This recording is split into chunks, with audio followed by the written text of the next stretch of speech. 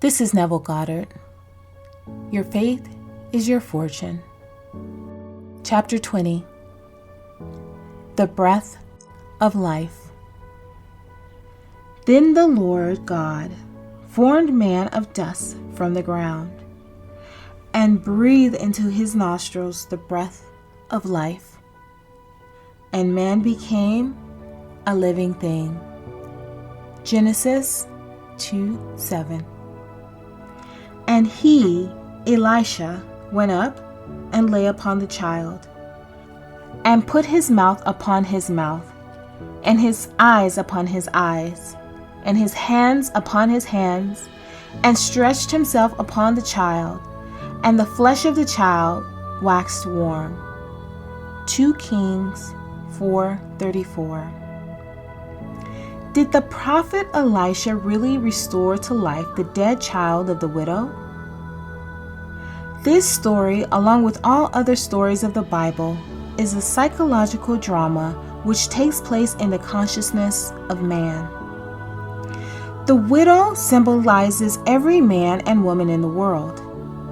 The dead child represents the frustrated desires and ambitions of man, while the prophet Elisha symbolizes the God power within man, or man's awareness of being. The story tells us that the prophet took the dead child from the widow's bosom and carried him into an upper room. As he entered this upper room, he closed the door behind them, placing the child upon a bed.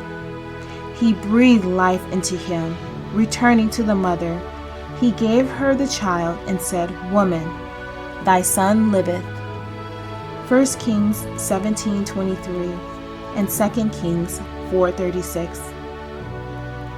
Man's desires can be symbolized as the dead child. The mere fact that he desires is positive proof that the thing desired is not yet a living reality in his world. He tries in every conceivable way to nurse this desire into reality, to make it live, but finds in the end that all attempts are fruitless.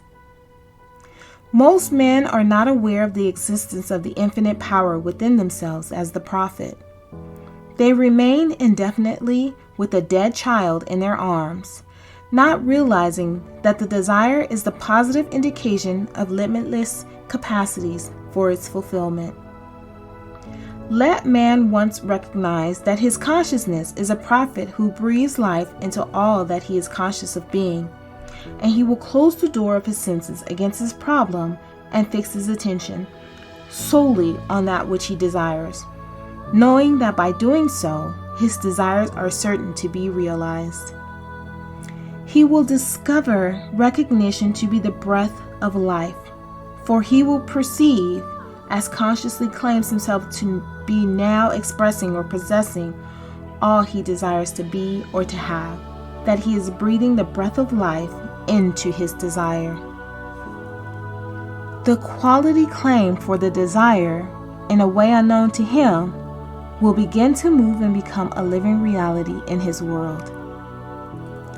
Yes, the prophet Elisha lives forever as man's limitless consciousness of being, the widow as his limited consciousness of being, and the child as that which he desires to be.